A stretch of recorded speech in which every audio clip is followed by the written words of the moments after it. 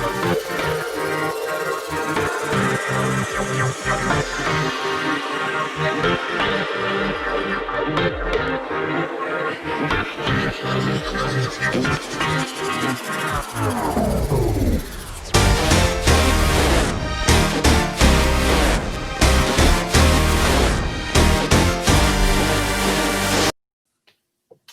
are live, Arsenal Fan Circle. It is the Sunday show, Season 3, Episode 18. Apologies, everyone. I'm the one who's a little bit late today, a little bit tardy. Just driving back responsibly, trying to get here on time for everyone. So, but we're all in good spirits, I hope, right? Yeah, finally. Gary. Wow, Thanks for joining me again, Gary and Adam. Hello, Ray. No problem Anthony. at all. Thank you for the invite, mate. And as we have written into Republic of Arsenal's podcast here, Anthony, he only joins us when Arsenal win. Yeah, you might not be thinking too much of me, but here I am.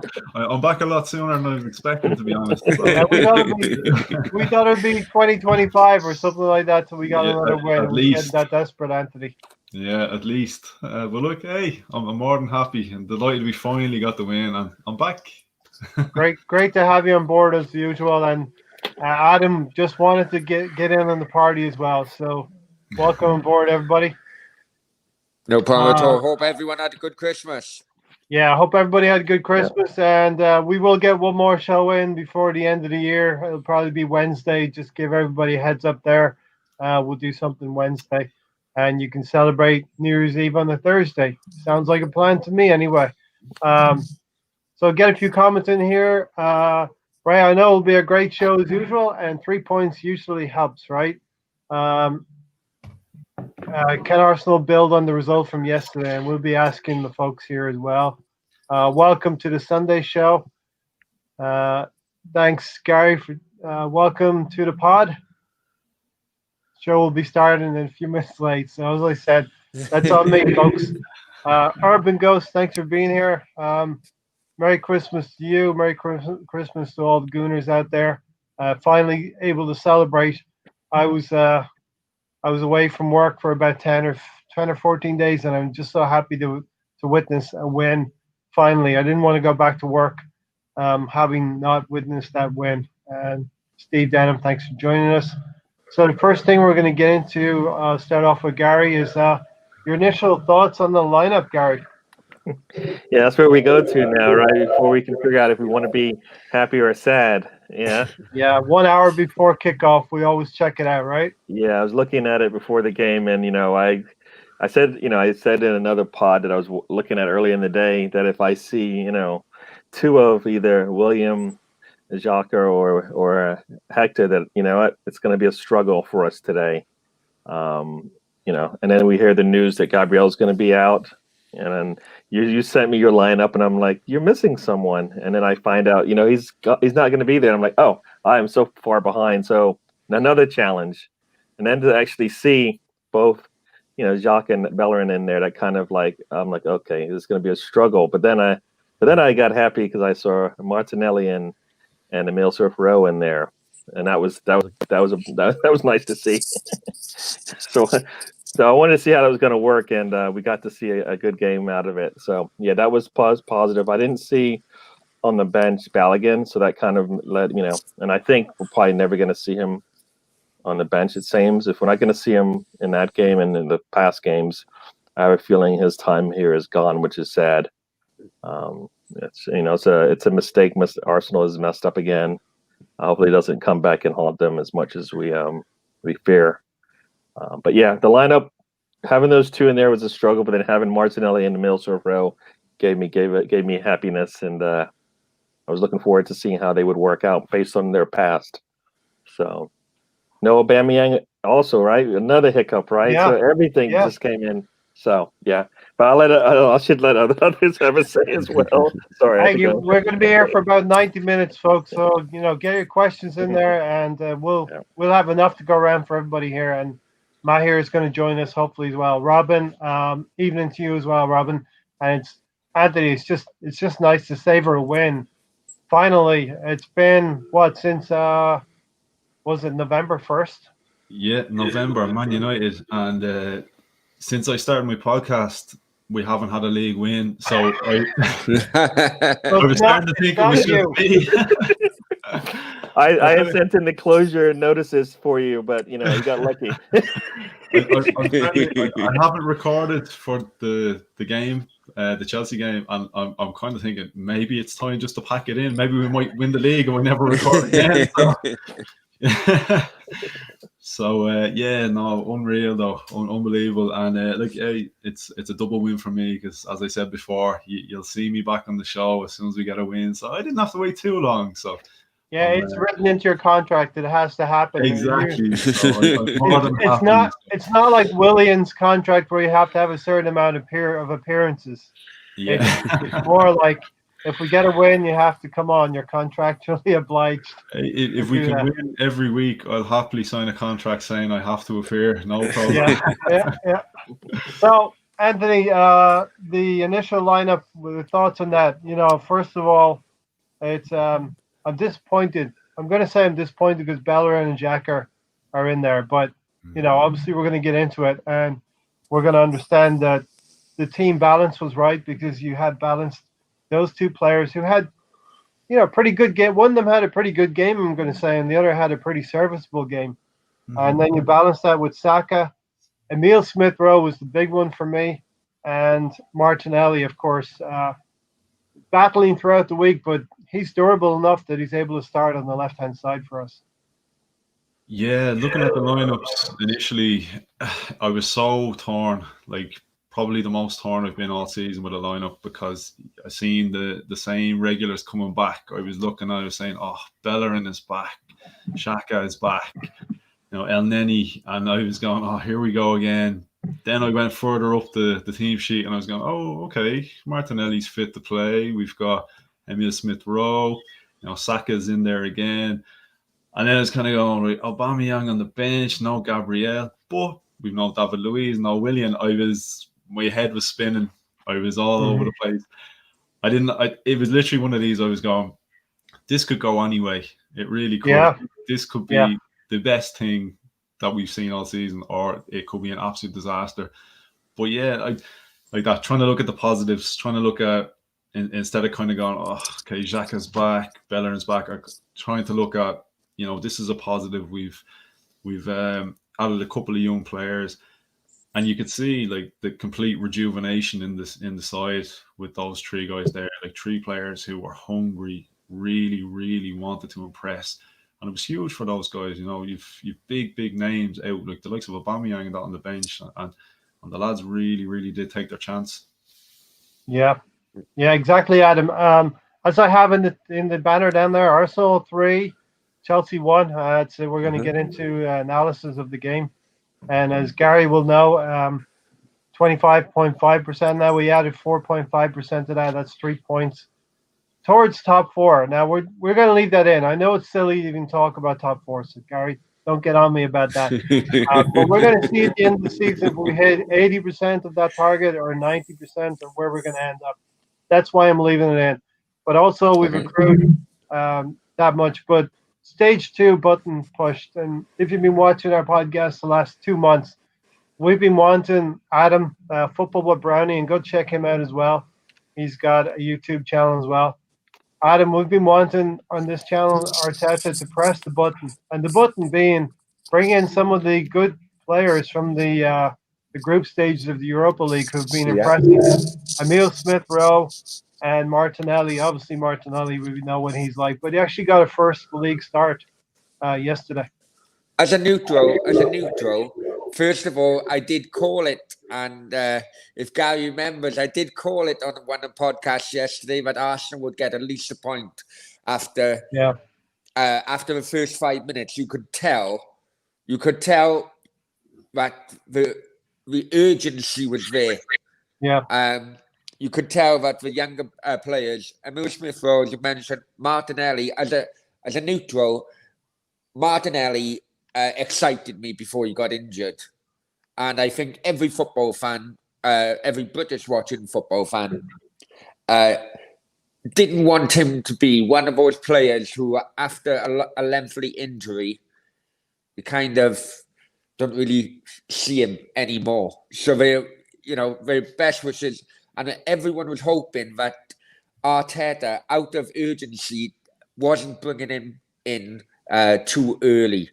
And after his performance yesterday, absolutely spot on, and fair play to the youngsters. Those two named definitely, because they took the opportunity with both hands, and also as well as previously mentioned, Bellerin and Xhaka. It's kind of like they took their responsibility of being older players within the group, within the team. They took their responsibility with both hands as well. Both very mature and responsible performances, and you have to hold your hands up. Sometimes players can be, always be pointed at having bad performances, but when you have performances, mature performances like that, they have to be applauded, no matter what has happened beforehand. And as Gary will tell you, we want to see that kind of performance. That's the level now that we've set. I want to shout out Rich Sports here. So we'll be doing hopefully a collaboration with Rich Sports, Man United YouTube channel. A little bit of banter going on about Arsenal being relegated, and I dismissed that, Gary. I know it's a little bit of banter from Rich. He wasn't so bad at it, but a couple of other people on his channel. But for good reason, Gary. We flirted with the bottom three, and hopefully this can be a sign of us moving up the table now. We're going to talk about at least the next 4 games coming up for us. We'll get into that a little bit later.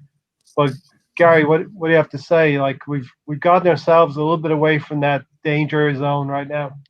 Yeah, well, that's one of the things that I've kind of been wanting is not just that we get a win, but we actually see something that's promising, right? I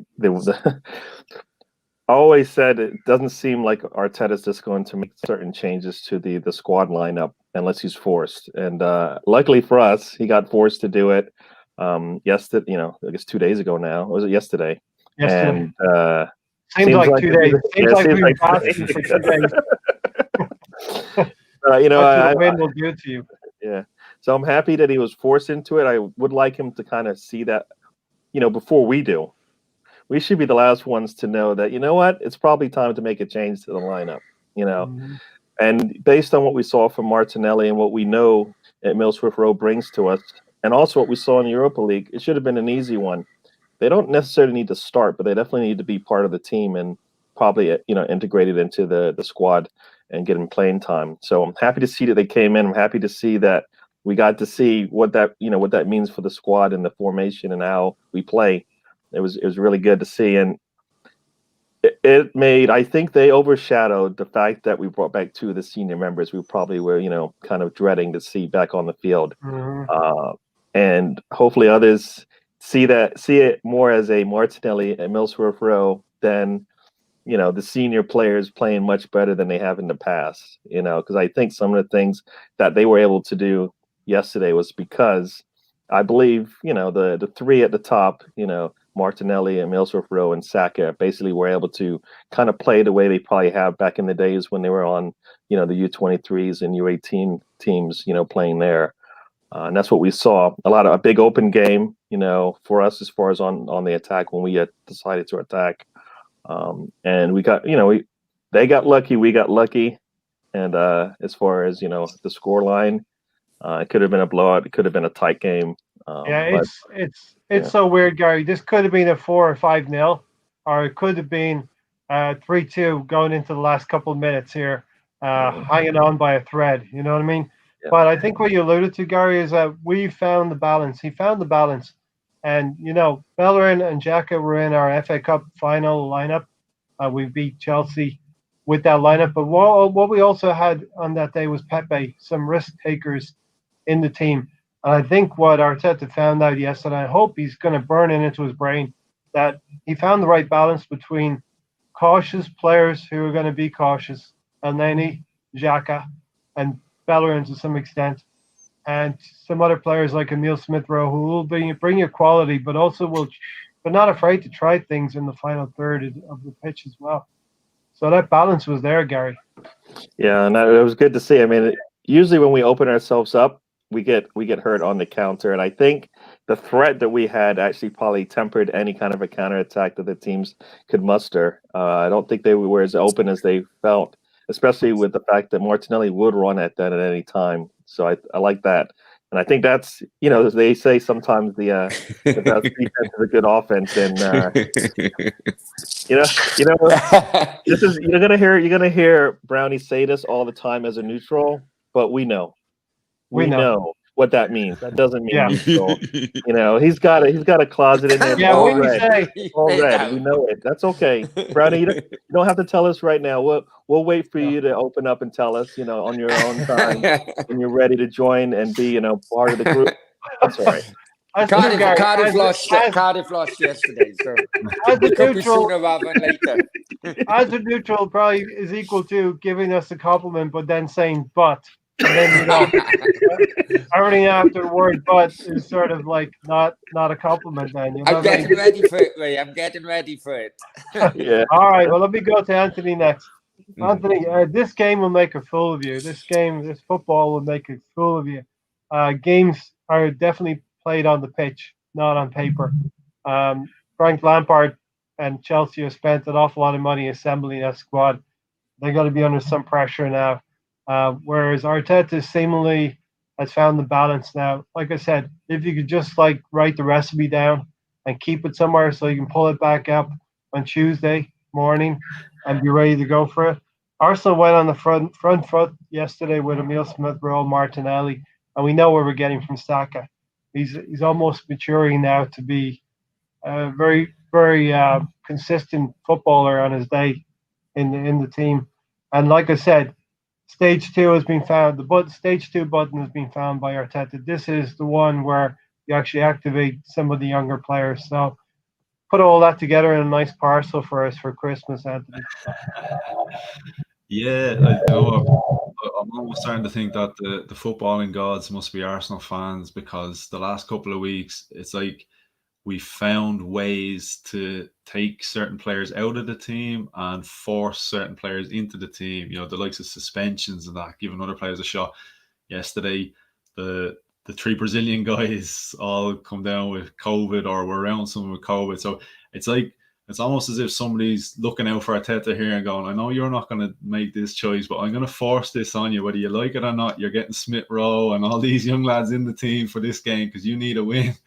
So I'm starting to see it's coming into play a little bit here. But look, yesterday, like you were kind of alluding to there, the balance was just spot on.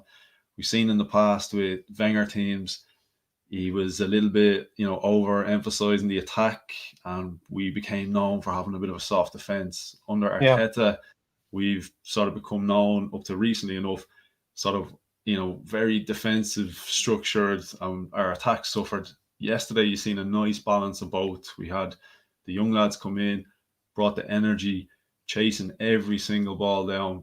And I think, funny enough, the older guys could sort of relax and concentrate more on their game.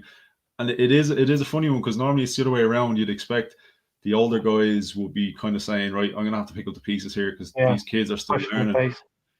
There's a certain maturity about the likes of Smith-Rowe, Martinelli and Saka, where you could almost see, Bellerin and Saboy, or not Saboy, and Lenny and Xhaka, and that they almost kind of said, okay, I can do my thing. I can not overthink, because we know what Xhaka is like when he is forced to overthink. And I think we've seen a much better performance from him, as a result of it. So, look, hopefully the gods keep looking down, and if they have to strike someone down with COVID or an injury or something just to give us these young guys in the team, then I'm all for it. Of course, that is the big question. I'll go to Adam next with the caveat here from Sam. Willian being sick forced Arteta to try Emil Smith-Rowe for rotation. This is everything we're dreading here, and it makes complete sense from Sam. Leaving Oba on the bench was a good decision he made. Arteta made captain certainly raised my eyebrow a little bit, and I think a lot of people. And he used Xhaka, who is working for a new club. So maybe Xhaka is putting himself in the shop window as well, But Adam, how do you put all of that into context? Being a non-Arsenal fan, I think you're mute there, buddy. Yeah, sorry, man. I was like you, Ray, regarding. I thought, that the captain decision was a bit odd because he's been having trouble taking throw-ins. I thought, how the hell is he going to, toss a coin correctly up in the air to decide who has kickoff or not? Different skill set. So, yeah. Arteta now has a big decision on his hands. There's an old saying that says you don't change a winning team. Yeah. Whether or not, because he has done it before, when Martinelli had the player of the month or whatever, then he dropped him. And then that was just before he got injured. Now Aubameyang is all of a sudden, fit. Is he going to put him back into the team straight away? And you know what? I hope he doesn't. For Arteta's sake, I hope he doesn't. Because nobody deserves to be dropped for the next game. No. I definitely agree with that. And it's not 48 hours, it's 3 days. It's 72 hours. That is enough recovery time for me to go back to Brighton with should be the same lineup. That's correct. And we all seen what Brighton played like today. Very similar, I think. We haven't got anybody up front, really. They quite weak up front, Brighton.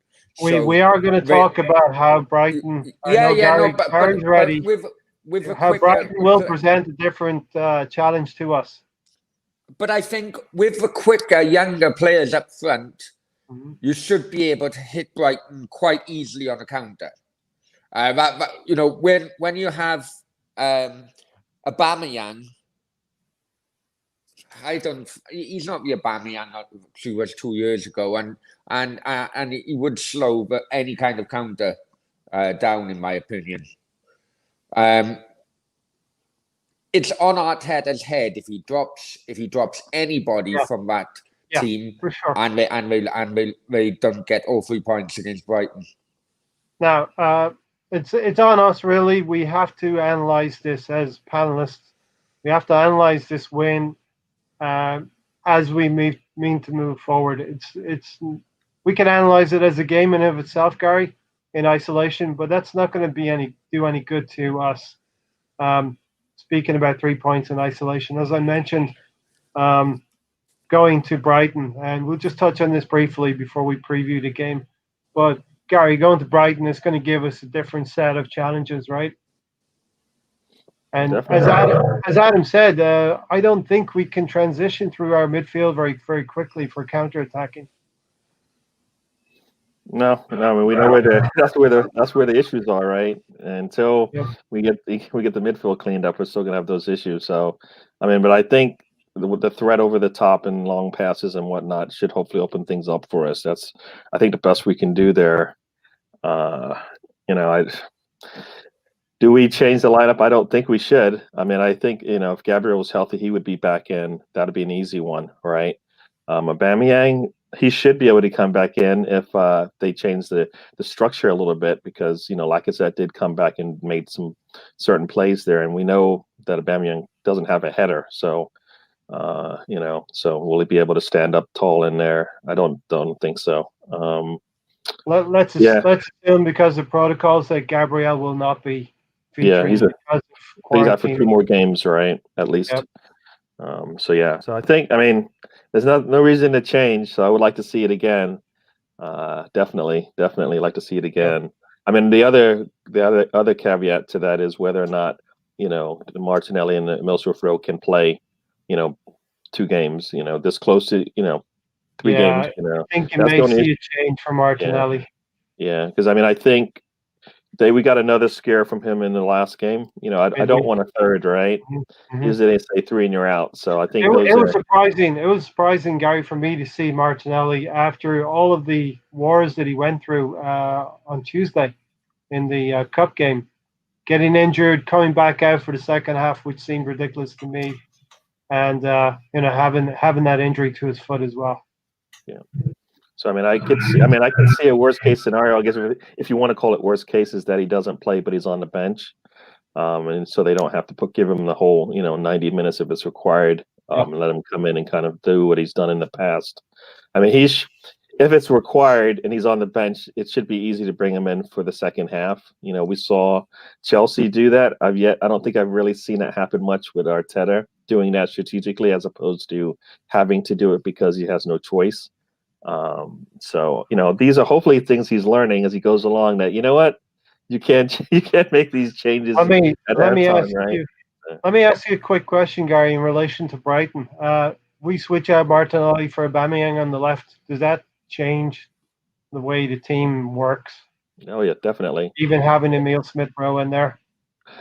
Well, it will change. I think it will slow things down for us for sure.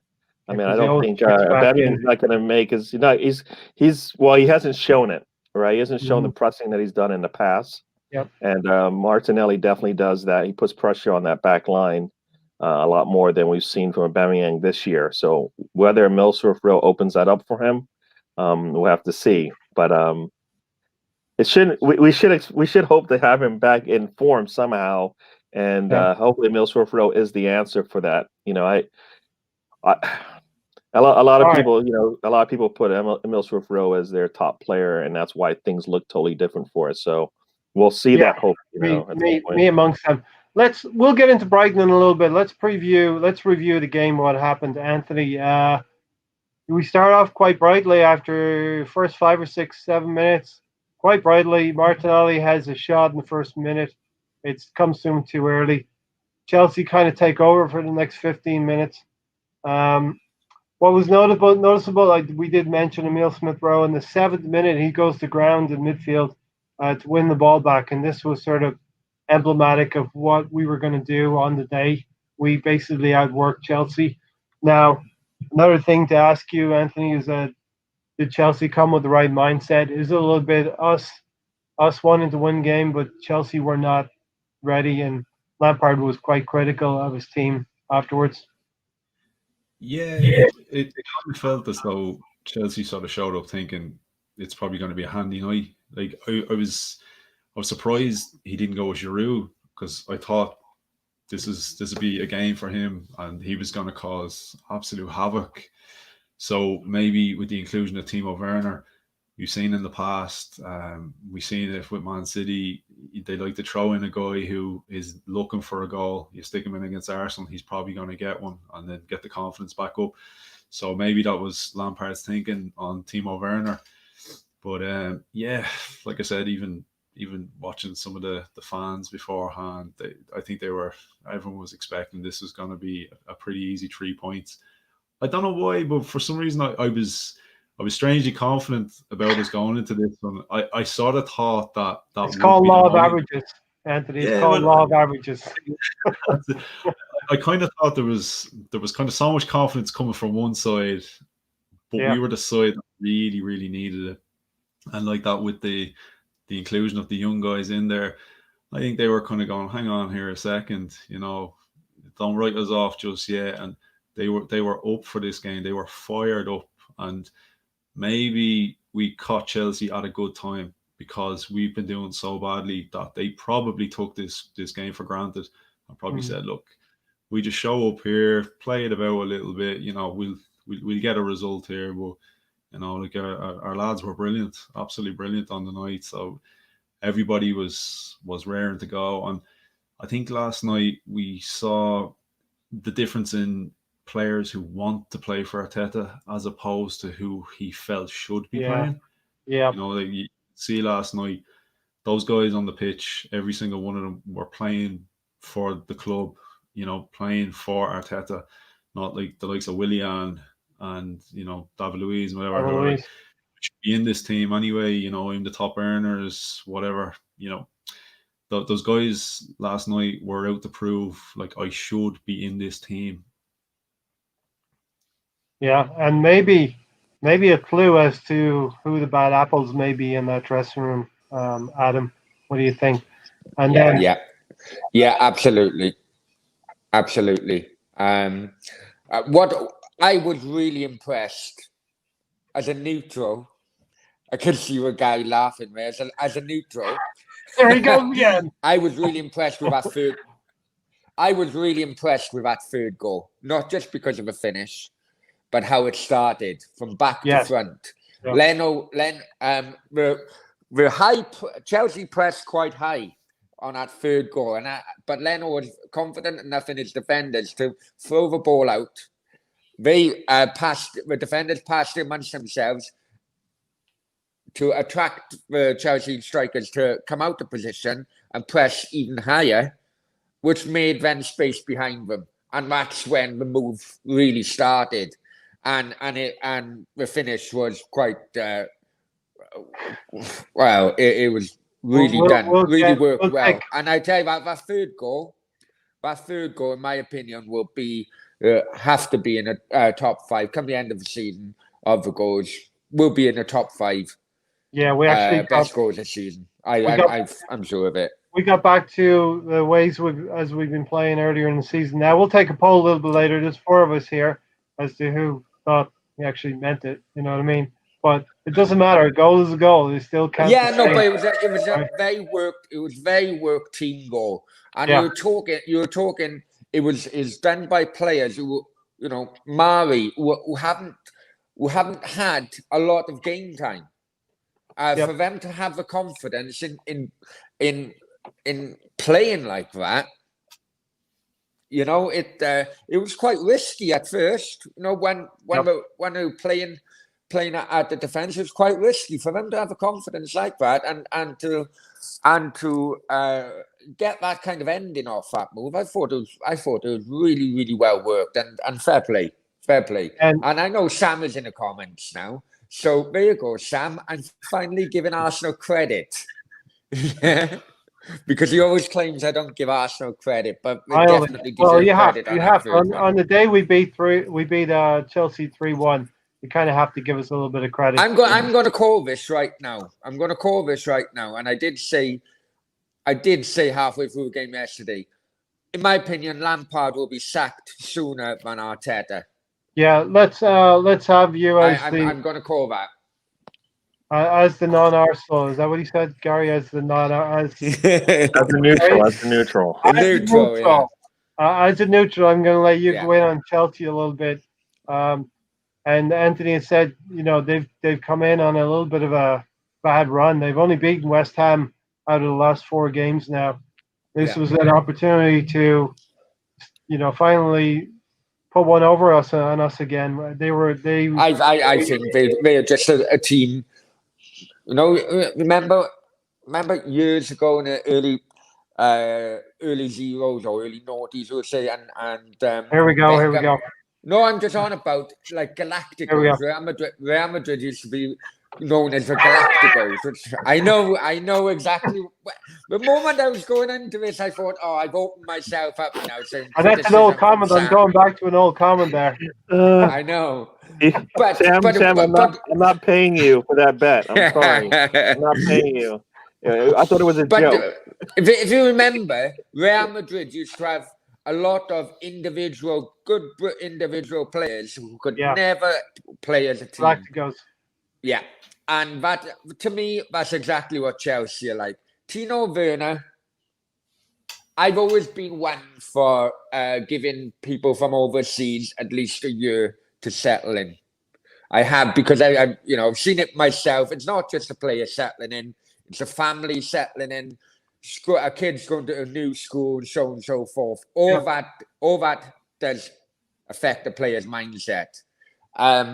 So I'm quite happy to give Werner a year, Havertz a year, but the pressure has to be mounting already on them both, because the amount of money in which Chelsea have spent on them. And, there's already nicknames called, try saying this with a lisp now, but it's already nicknames like Shy Havertz, you know, and that can't be good for a mindset and a confidence of players. And I can see Lampard being replaced in the summer. He's under a lot of pressure now. He's supposed to be getting results, and we're in a different boat right now. As you said, Timo Werner, no goals in 9 games now. I felt sure, Gary, we would gift him a goal yesterday. Yeah, when I looked at their lineup, the 3 players that I had kind of highlighted, thinking that they might do something against us because of our form and because we like to give. We like to give presents every game. We haven't lost a game on Boxing Day. Chelsea. Pulisic didn't get to finish off the last game he played against us. Werner hasn't scored in forever. Play Arsenal and maybe your dreams come true, and it didn't happen. I figured Pulisic after the last time we played, and he almost had a chance to tie that game up before he pulled his hamstring. Would come back and be able to put his name on the game somehow, and he wasn't able to do that. I think as a team, we were able to kind of slow them down as far as what they wanted to do, and for once I felt like they had to kind of think about what we're doing. Not to sit back and wait for us to make mistakes, because I think if they, that wasn't going to happen. I think we had the game plan for us was a lot better. So they did surprise us. The fact that Giroud never did come into the game, which I thought was interesting. He was lined up. He was warming up, and it was like, okay, now they're going to bring him in, and then they couldn't. They switched him and sent him back to the bench. I don't. Is that a young coach making a mistake, not knowing that if you looked at the past games Arsenal had played against past former Arsenal players, that they usually kind of show up, right? The list is growing. I mean, like the last 4 games we played a former Arsenal player, and they all did something positive in the game, right? And I actually thought Gary did. Timo Werner, and I thought the players that he played would be more damaging to us, but it didn't happen that way. And who knows now with Drew what would have happened. Deassembled. If you put a comment up there, I will try and get to everyone's comments, and sometimes it gets a little bit heavy. I don't always get to all of the comments, but I will try. If you keep your comment up there, you've got a good shot of it being shown. But also, I read that a lot of the players are lobbying to get Ozil back in the team. Yeah, I agree with that, Rich. Okay, so Anthony, let's get into the first goal then. So Arsenal set the tone. Chelsea came back a little bit, and then something amazing happened. Xhaka pulls a great pass. Bellerin is involved on the right hand side. Pulls a great pass out inside Timo Werner to Tierney, and Tierney, who I've been critical of, is delivery into the box. He doesn't deliver the ball. He actually skips past James. Take it from there. Yeah, I'll be completely honest. Initial thoughts, I said, penalty all day. Haven't seen replays.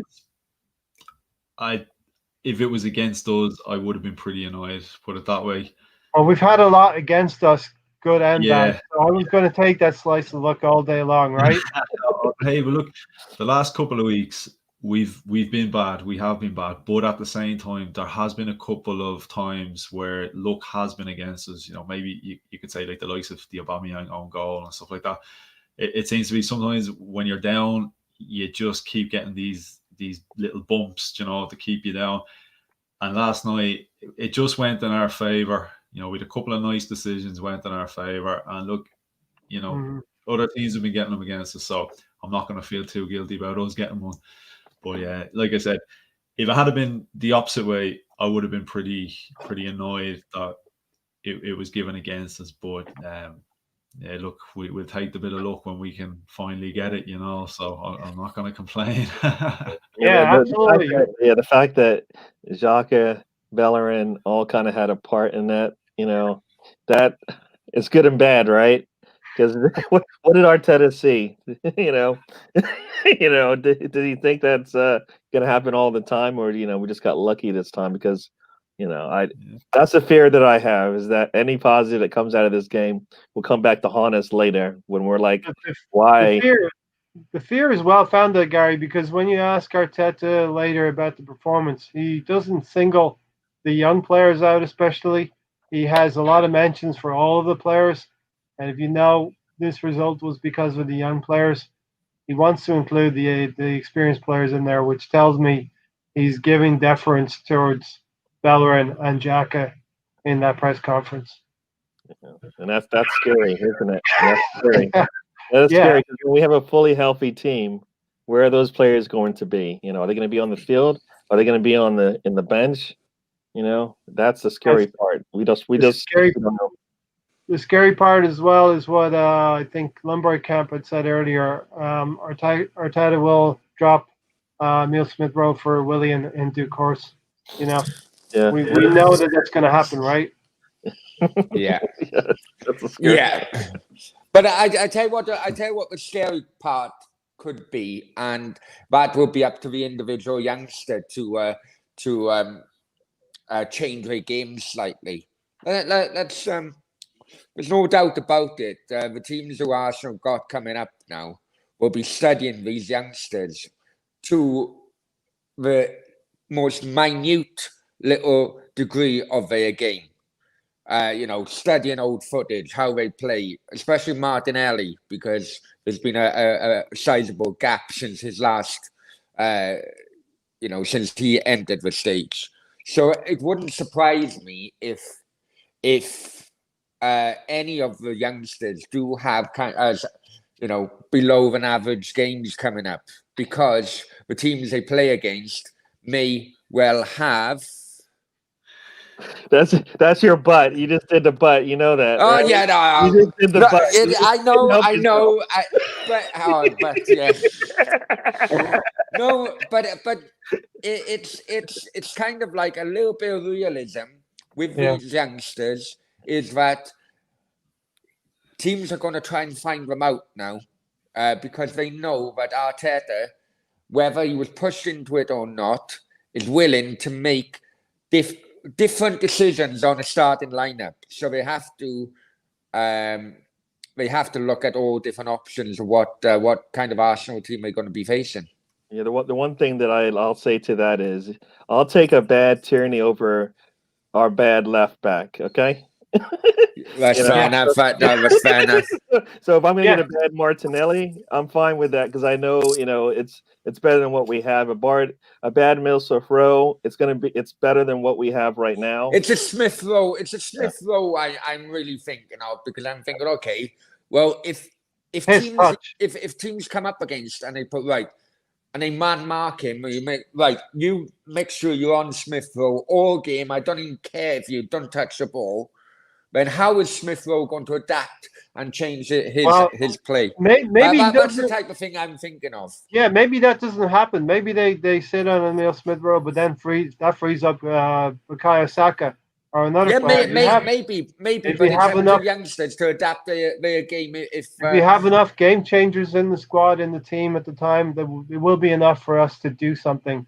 The Assemble said, "Look here, Sam and Alex. Arsenal make bad decisions. At least I'm allowing you to correct me in terms of retracting the statements." So there's a method to the madness as well.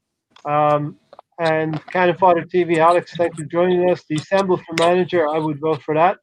Yeah, why not? Let's see what Arteta does in the next few weeks. I have been giving him till the end of January. I was hanging on by a thread, Gary. Yeah, so you're going to give him to the rest of the season already? Huh? Are you going to give him to the rest of the season now because of this one win?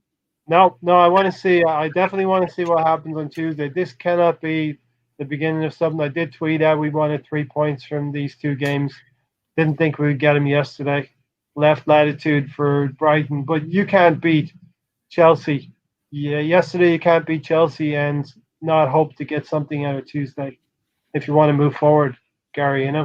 Yeah, I mean, if we play consistently, we should be fine. And hopefully they get, as I always say, if we can get a little bit better, maybe El Neni's shot goes a little bit lower, goes in, lots of different things happen. In that last 5 minutes where we could have got the 3 goals we needed to pull away from this. So yeah, we'll definitely get into that. Anthony, coming up to halftime, and this has been a tradition of Arsenal to concede a goal coming up to halftime. The last 5 to 10 minutes, Arsenal are notorious for doing that, but we actually got a goal. I thought it was through some fortune, not in the way that we earned the free kick. Bukayo Saka drives inside, and Conte has to take him down. But the fortune being that take the free kick really quickly. Saka should have really got the shot away, but he hesitates. The ball comes back. Before I know it, Granit Xhaka's put the ball down, and it's in the back of the net. Happy days, 2-0. I think the most fortunate thing about the free kick was the fact that David Luiz wasn't on the pitch, standing there ready to put it over the bar. Yeah, I'll buy that. That was about the best. No, but in all honesty, no, Granit Xhaka, look, never doubted him for a second. We've seen it from him before. I think it was at Crystal Palace. I think he scored a screamer free kick a couple of seasons ago. Yeah.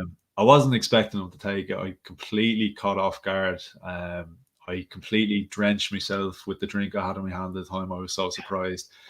But yeah, look, now Xhaka, like I said, I've been harsh on him in the past, but credit where it's due. I think he was getting a lot of stick because he didn't come out and make an apology about the sending off in the last game. But I would rather speak with your actions. It gets a bit old hearing the same apologies. Well, we haven't heard an apology from him. Oh yeah, but when we lose a game, you have the same players, Instagram posts, tweets, whatever. Like, sorry, we let the fans down. We'll get it right next week. Do you know what I mean? Like, just stop talking and just do what he did. Basically, he showed up last night. I think last night gave me a slightly different view on Xhaka. Like I said, I've been harsh on him in the past. I'll be quick to point out the flaws and what he does wrong. I think last night, like I said, I felt like he was afforded a bit more freedom to concentrate on his own game rather than maybe pick up the pieces of other people's games. And I think we've seen the benefit from him. I definitely think we've seen a more solid Xhaka. He still had, the little errors in him, but that is just him. He's going to be a slightly flawed player at best for us. But definitely, I think almost the less responsibility I think he has, maybe the better the performance we're probably going to get from him. But the free kick, unbelievable. What can you say? Absolutely unbelievable. Yeah, the best. Sorry about that. The best part of that. Yeah, the best part of that was the commentator. Basically before, right after he made the shot, made the free kick, he's like, villain. What does he say? He said, villain 1 minute, hero the next. That's what we get, huh? Right before or right after? Right after he's made it, because he's like, he's pretty much, he has his ups and downs. We've just been getting a lot of downs. And the truth though, about players, like you score a hat-trick this week, you're the best in the world, and you get sent off next week, and suddenly get him out of the team. Fans can be quite fickle like that. So it is true to say that you're only as good as your most recent performance. So I'd say there'll be people calling for him. The people that were probably calling for him to never wear the shirt again, would probably be saying he should be in the team next week and he should be on free kicks. It is crazy how opinions can change in an instant. Yeah, this is the thing we have to guard against here, the assemble saying, and Arteta's got to build on this, and he's got to show that he's going to learn. Everything we've seen in the last 2 months, we've been calling for this throughout the Europa League. Those same players that performed in the Europa League, Emile Smith-Rowe and especially Martinelli, didn't have the opportunity, but we know his level is Europa League and beyond. Emile Smith-Rowe was able to translate that to the Premier League, Gary. Yeah, and that's what we wanted to see if it would work, and it has shown that it does work. At least, allowing them to see how, and I think also playing these players in their right positions is another key, right? I think that's why a lot of the players looked a little bit better than they have in the past, is because they weren't asked to do too much or they were out of position. So it worked in their favor. And that's kind of some of the stuff we wanted to see, right? You ask certain players to do too much, they never perform well. Now you take away some of those responsibilities. Similarly, if you remember, like when Jaka was captain, at least I was saying to myself, he can't be a captain and actually perform, because he wasn't performing at that point. His performances were going down as he had to take on more roles. And I think the less we give some of our senior players, the better off they're going to be, because that's what we're seeing. We're asking. Do you think Gary? In particular nowadays, I think the captaincy can be overstated. I don't think it's as big a deal as it used to be back in the day. But do you think Bellerin, his game elevated a little bit because of the captaincy role? Tough question. Yeah, it's a tough question, because if he was to leave tomorrow, I wouldn't be too upset. But did it help? I don't know. I'm going to say it didn't help, because I feel like Martinelli and Emile Smith-Rowe helped a lot more than than players all of a sudden now performing a lot better than they have in the past. I think that they opened up, the game a little bit more and made things a little bit more easy for everybody else. And then your Saka looked even much better. Tierney looked better. I mean, everything looked better, I think, when you had the right players out there playing in the right spots. And that was, so I think, so I don't think it's the armband that made a difference. I don't know if he's our captain. I don't think he's our captain, right? I think that hopefully will change next season, if not this season, depending on how that goes. I did see a lot of, that was, and we're talking about the captain. So if I go back to that, one of the things that I do remember seeing, I think it was in the game. Was it the game yesterday or in one of the past games? And it's when one of our players gets injured or gets knocked down or something like that. Yeah. Look at the camera. There's no other red jerseys in the camera, and the player is sitting on the ground. And that's something that's where the captain should be running in, or at least the teammates should be running in. I noticed. Yeah, I did notice Bellerin getting involved with Tammy Abraham, I think it was. Yeah. So we need more. We need more of that, and that's kind of shows you if we're moving closer and closer to a team as opposed to 11 individuals out there. But that is a big indicator that what we say, Gary, is we want the team to act as one body, one entity, and they all breathe and work in the same way. And whenever there's an issue on the field, I want 9 more players there around, not in a fracas, but I want them to know we're not going to get pushed around anymore, because Arsenal have had that softer underbelly moniker for too long. And I was going to say, as Embo was asking the question, would you say the difference was energy? And I don't think the energy. I think the energy came because, for me, anyways, I felt like that Martinelli brought that energy to the team that we hadn't seen in a while, right? Even without Emile Smith-Rowe, he brought energy to the field, chasing down balls, making, showing up Lacazette when he's running past him to go get a long ball, those types of things in the pass game. If you're looking at that as a senior player, you're like, wait a second, I got to bring a little bit more to the table today, because, Martinelli's coming in, Emile Smith-Rowe's coming in, things are going to be a little bit different. And so that's where I think the energy came from. I think it's certain players bring that out of their teammates, and he didn't tell them what to do. He just basically showed them what he wants to do, and that was, that's what we've been looking for, right? We know those young legs can go out there and bring something different to the game, and that's what we saw, and that's what we hope to see. So, looking to see. A couple other things for you, Gary. I want to ask you, at halftime, is Granit Xhaka toward the top of your list for man of the match at halftime? I guess I don't want to say that, but he didn't do anything not to. And but like I said, I felt like he did showcase himself. But if Martinelli put some balls in, you may even say Martinelli was the guy, right? He missed got a couple of that one corner, I think, that came to him a little too fast, and he couldn't get his foot out in time. But I feel like I don't know. I guess maybe because I don't like him, as much. I'm not going to give him the credit, I guess. I mean, That's hard. is that bad? Is that bad of me? I don't know, but For me, this the one game in the season where he's going to score very, very highly at halftime. And we're going to talk about man of the match after 95 minutes here. That's a good question at halftime because I wouldn't have thought of it that way because I looked at the whole game. But a goal and assist after 45 minutes. You got to put him up there and high in the scoring charts in terms of man of the match.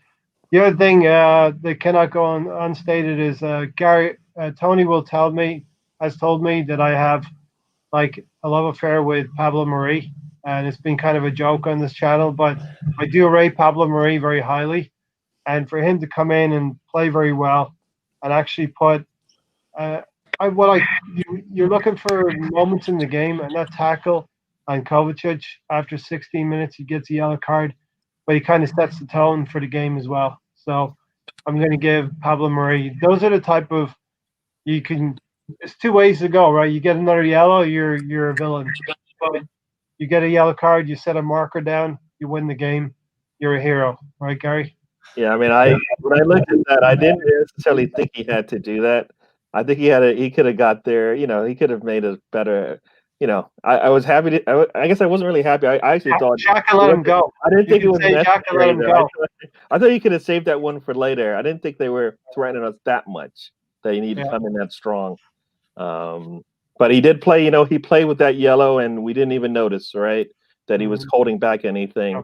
Pulling back on any of the play he was doing. So he, another one of these players that can he go 90? Probably not right now.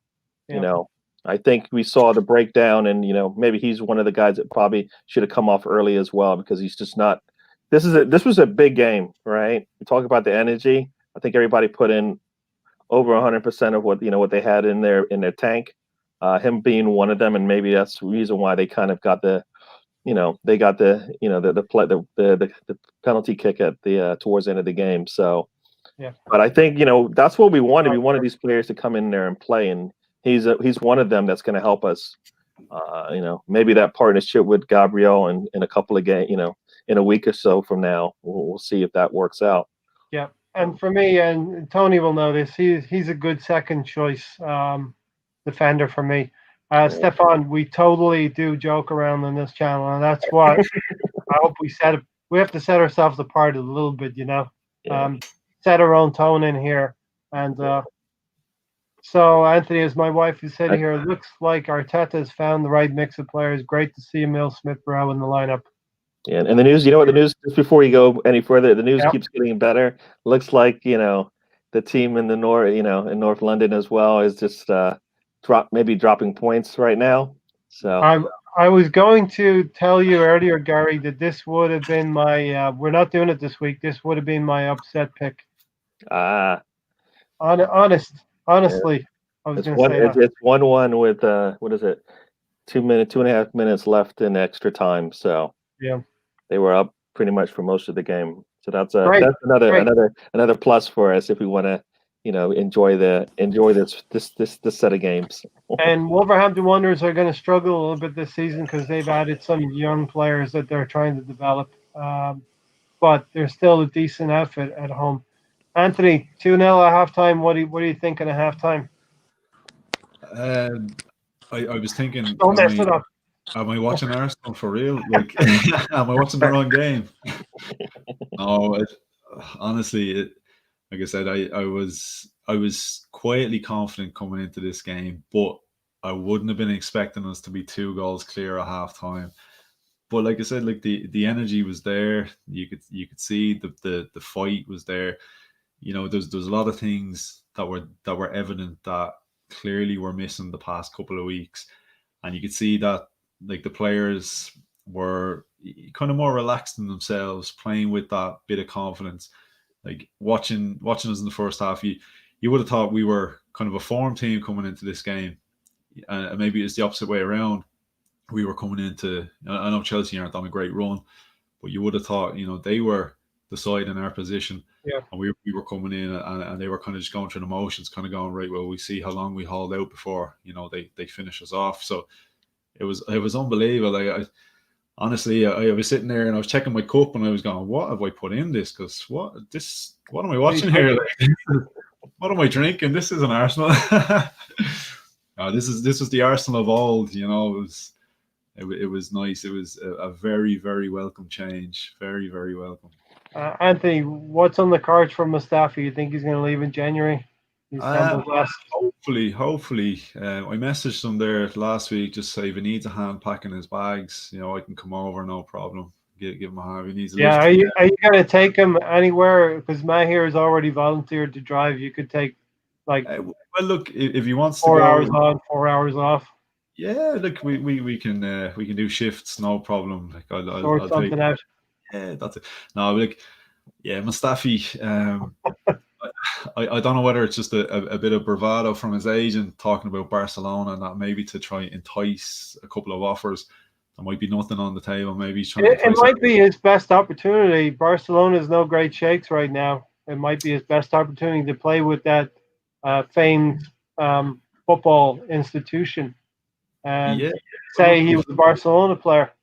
If you're a player in Mustafi's situation, yeah, 100%. What do you think, Gary? World Cup winner. He's been on Arsenal many years. We should fetch a hefty price. You know what? This time we won't take any. We don't need the money. We're okay. We don't need to recoup 35 million. It's okay. Yeah, I think at this time it's okay to let him go for free. We'll write it off. It'll be no problem. We'll make it easy on them. The savings that you would make on his way, he must be on what 80 to 100 grand a week. Thereabouts. The savings alone you'd make over the next 6 months, it's almost like a minimal fee in itself. You know, you'd be more than happy, especially if we freed up a spot for. And I don't know whether Saliba is going to get a look in, but we're supposed to have signed a defender from Schalke, Rekic or something. So from Hertha Berlin. Yeah. Sorry.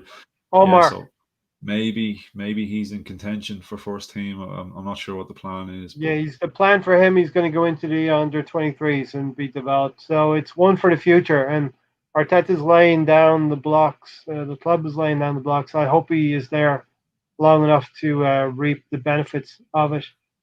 Adam, 2-0 halftime. What are you expecting from Chelsea in the second half? You're mute. You're not mute anymore. You're gone. Adam shall be now Gary. Gary, right. I've ordained you, Adam. Gary. Well, yeah, 2-0. I'm thinking we need to think of this game as 0-0 at halftime. We need to come in and continue to do what we were doing before. And my thought was before Martinelli and Mills-Rivera were going to have to get pulled. You know, I figured they would give them 15, 20 minutes to see what they can do. And then we would have to start looking towards the bench. Apologies, Ray. Yeah, no problem, Adam. Gary was Adam for a couple of seconds there. Okay. Well, personally, I thought Chelsea were going to really come out of the blocks. Yeah. And I did think that Arsenal may concede quite early on, which would have made for a real good second half. But Arsenal stood their ground, and although I've had my doubts about him, I think a special mention has to go out to Leno. I think he had a he's under pressure because the fan base didn't like the way that Arsenal got rid of Martinez. And he stood up to the plate yesterday and that penalty save as well. Yep. You know, I think I don't know why it is, but it comes across to me that maybe it is because of a apparent infighting within the changing room, but it did come across to me that a certain amount of older players within the team really stood, made a step up yesterday. Mm-hmm. And it could that be because the apparent infighting, the people involved in apparent infighting wasn't in the squad? I'm not too sure, but something positive really happened with the older players yesterday, and long may that continue for Arsenal. Yeah, and like you said, it's the younger players as well. And you're talking about wages. We're talking about Mustafi. You start playing the younger players, you can alleviate a lot of wages from the Oh bill. yeah, I mean, I've summer. always said give Arteta until the summer. Because the club has always been crying out that it's a long-term project. Well, in my opinion, it would be unfair on Arteta if you offer him a manager contract, but on condition that it is a long-term contract, a long-term project, until the wages get freed up in the summer. I do think it would be unfair to get rid of Arteta before the summer. I know results Yeah, didn't go but his way. he has to keep his neck above water, and Yeah, that's right. waterline He right hasn't now been is helping 15th or himself. 16th place. It's a low bar, right? Yeah, I got the water over my mouth right now. No, he because of hasn't that. been helping himself. I would even admit that he hasn't been helping himself. But but yesterday's forced team selection, I think, could have shown him the light.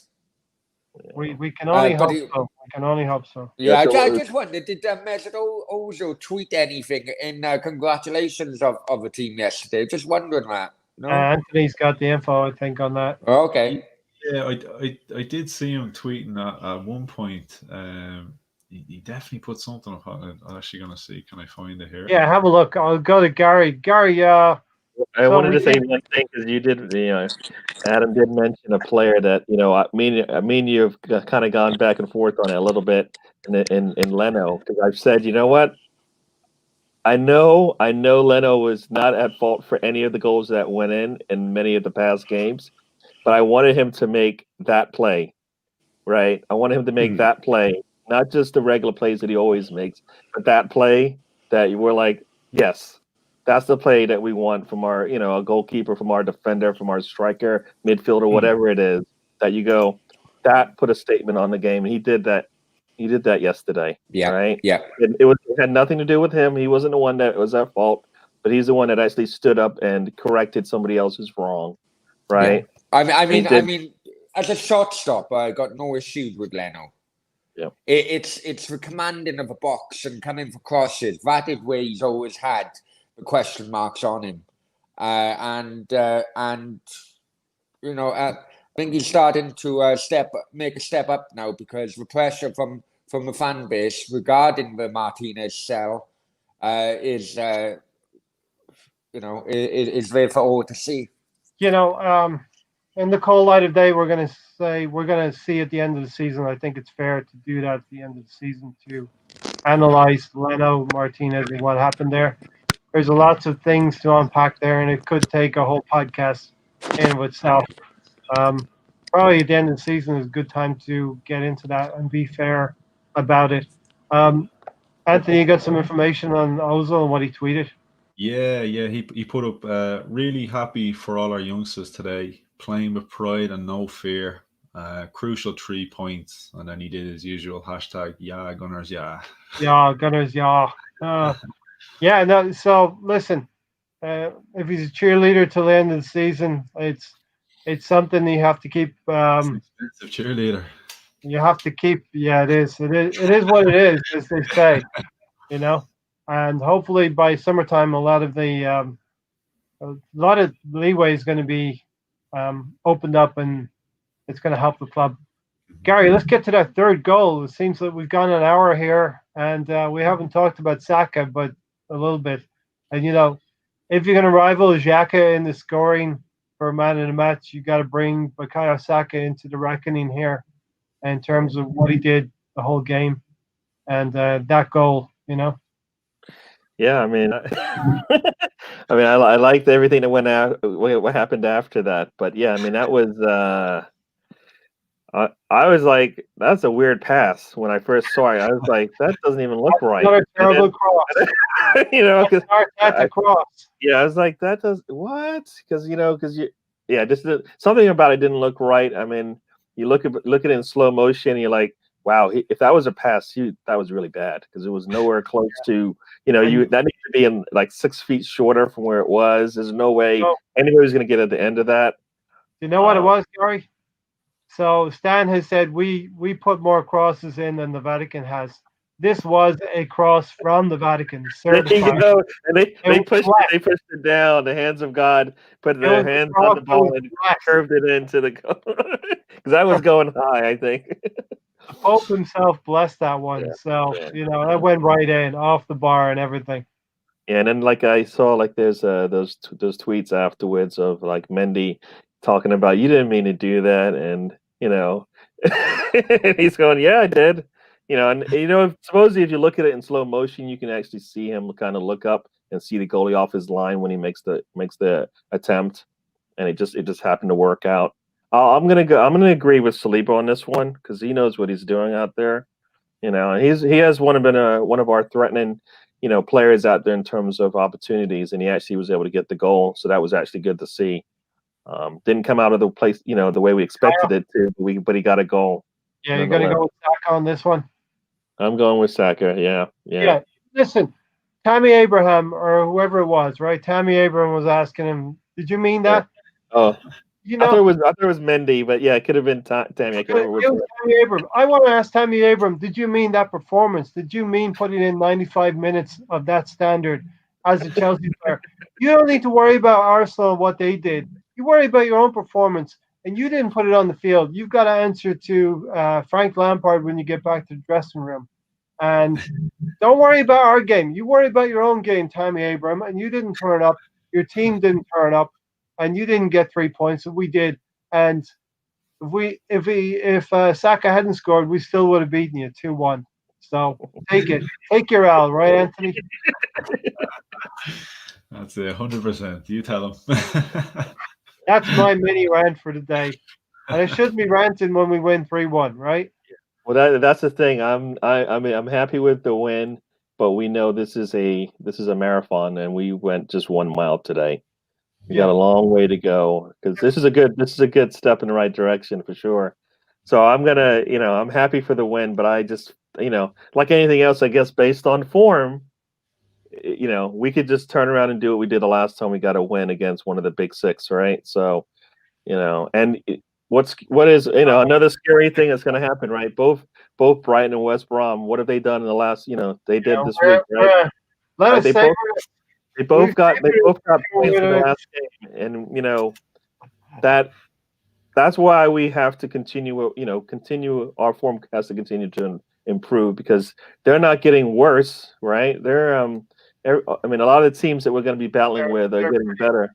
Yeah, so we got to get and if we get better with play and players getting more time and whatnot, I want to see that. So yeah, based on what we did this weekend, it should if we can put in the same amount of work, we hopefully should get the same results. Maybe some of those balls will go in where they didn't yesterday.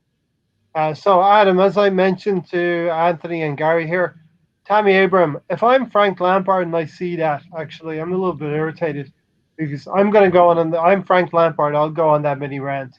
You shouldn't be worrying about what Arsenal do. You worry about what you're doing, Tammy Abraham. Don't go asking Saka if he meant it or not. What you put out on the field, did you mean that? That's what I'm asking Tammy Abraham on Monday morning, the next time he comes into training, You're mute again. Just unmute yourself every time you talk. I got to because I got my Thai food has arrived, don't I? And so it's so hot it mutes your mic. It's not the first time Tammy Abraham has acted like this after a game, and that's why he has annoyed Lampard and Chelsea fans in the past before. I don't know. Something's not right at Chelsea. It hasn't been all season. Yeah. And Chelsea being Chelsea, I can see them changing a manager soon because unfortunately, in the modern game, the players seem to be more valued than a manager by the owners of a club because they're assets. And it won't be long until the players start throwing Lampard and in front of a bus. Sorry. Yeah. We can only hope so. Charlie Hart, thanks. Evening, lads. Hope we're all well. We're doing well. We're still glowing. For another 5 or 6 minutes, we're going to be talking about this win, and then we're going to be not glowing because we're going to be talking about what happens next. Right, Gary? Yes. Gary, get the 75 minutes. The substitutes happen. Emil Smith Rowe comes off. You can look at it two different ways, right, Gary? Emil Smith Rowe comes off. You're not rewarding the young players who played well, or you're saving the young players. You're taking them off. How do you see Yeah. it? No, I never thought they could do 90 minutes, and this is probably one of the toughest games they were going to play in this run of games that we have. So I figured, you know what? I wasn't expecting them to be able to play 90 minutes. I thought they would, I figured they would have to come out at some point, so I wasn't surprised by it. I think it needed to happen. I mean, and the issue though is that we saw what happened when we did that. Right, everything seemed to go back to where it was before, where the other team was attacking us Yeah. and getting what they wanted out of the game. You're either these changes make you be more defensive. Substitutions by their nature make you be more defensive by who's coming on, or Chelsea have sort of our level's not the same, and Chelsea are pushing. Yeah, I mean, but you bring in Willock and Pepe, and you figure, you know what, you've got 25, 15 minutes to, or 25, 30 minutes almost to finish the game off. Mm-hmm. And I think, we saw there was a big dip in the performance of the team when that happened. So definitely what he's asking of his players can't be done by everybody just yet. I mean, I think a lot of people are disappointed in when Pepe came on that he didn't provide any kind of threat on the attacking side, and he had an opportunity to do that. So, I think a lot of from what I saw, it seems like a lot of people are okay with Pepe maybe having to move on because he's not going to offer us what we need we need him. Difficult situation for him to come in. I do believe Chelsea were pushing, and he's more or less defending at that point in time. Yeah. We could have gone 4-0 up with El Neni, a cracking shot from about 15 yards out. Yeah, well, I mean, okay. Yes, that was one, but then the Lacazette, right? Lacazette, right? Yeah. That has to go in the goal. I mean, how many times is he going to be one-on-one with the goalie who's off his line? I mean, that's probably what you live for as a striker, right? He makes a mistake, you make him pay. And he couldn't do it. I mean, did he really make a good play, or did Lacazette not just, wasn't, he's got to make those. At some point, he's going to make those, right? Hopefully, before he goes, That's the difference between if you're having a great season, a 15-goal striker or a 20-goal striker. Those situations. We saw it against Liverpool earlier in the season. He's clean through. He doesn't finish. And this is Lacazette. You'll get a certain amount of level of commitment, a certain amount of quality, but not top drawer. Yeah, I looked at some of the past Chelsea games just to kind of get a feel of how we've played in the past, and it looked no different from Lacazette. He's had opportunities to score in them, and he's never been able to put it in the back of the net. So we did that. He's par for the course, as they say. He's not good or bad. He just that's what he does. He doesn't make the shot when he's had opportunities. So yeah, I mean. That's why, and then so if you put Aubameyang in those same situations, will he put the ball through the net? We expect him to, right? So if he gets, we'll see if that makes a difference. If that happens, if that change occurs, him on the bench should mean that he's going to play the next game, right? If we weren't up 3-0 when those substitution started, would he have come on? I mean, I would hope so, right? So. Yep. Anthony, we had chances. I said to Gary, could have been 4-0 with El Neni, and before that, could have been 4-0 with Lacazette, 1-on-1 with the goalkeeper. I'm sorry, I muted you. It's probably for the best. Yeah, no, it was funny. It was one of those games.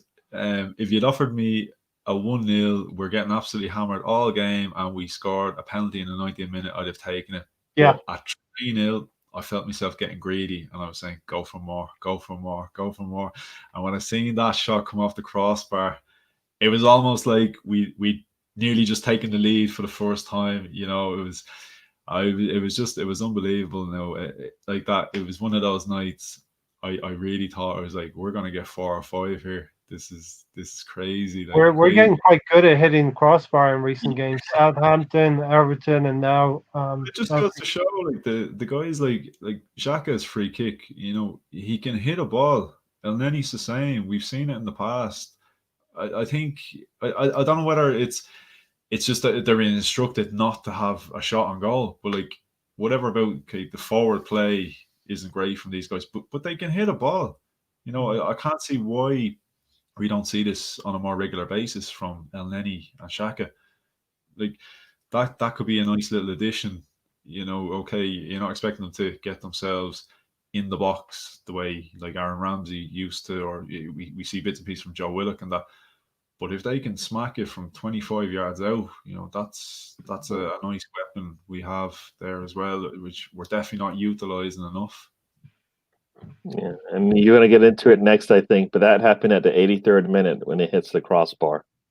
So I don't know how you went into the next thing. 83rd minute, and then 2 minutes later, Tammy Abrams scores that goal. We so wanted it to be offside to keep that clean sheet for Brent Leno.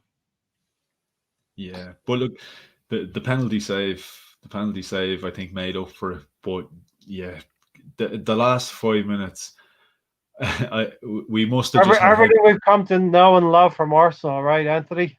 Yeah, look, we must have just had heavy legs. I let them away with it this time because they worked so hard for the 3 goals leading up to the last couple of minutes.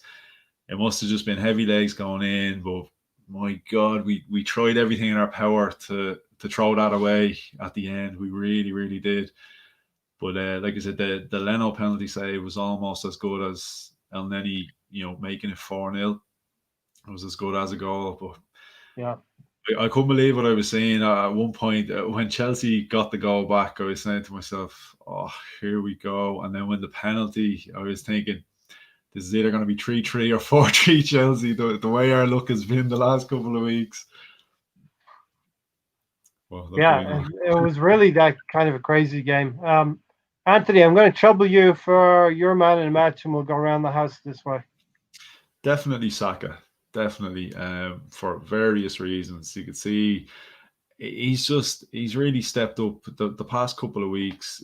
For a guy that's only 19, he's really kind of taking it on his shoulders to sort of be the driving force. He's been kind of one of the bright lights that we've had. Never drops the head.